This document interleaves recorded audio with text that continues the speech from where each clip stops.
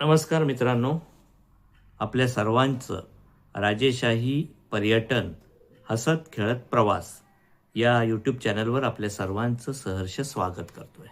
मी निलेश राजे. मित्रांनो, श्री शंकर महाराज यांचं नाव काढलं की आपल्याला आठवतं ती शंकर महाराजांची पुण्याला धनकवडीला असलेली त्यांची समाधी. शंकर महाराजांचं मोठं मंदिर आहे पुण्याला, जागृत आहे. त्या ठिकाणी त्यांचं समाधी मंदिर आहे. महाराज तिथे होते, त्यांची समाधी त्या ठिकाणी आहे. पण मुंबई, कल्याण, ठाणे, उल्हासनगर, अंबरनाथ, बदलापूर या सगळीकडच्या लोकांना पुणा थोडंसं लांब पडतं. त्यामुळे आपल्या ठिकाणी, आपल्या ठाणे जिल्ह्यामध्ये श्री शंकर महाराजांचं एक भव्य दिव्य आणि जागृत देवस्थान आहे. त्याची माहिती मी तुम्हाला माझ्या पुढच्या व्हिडिओमध्ये देत आहे.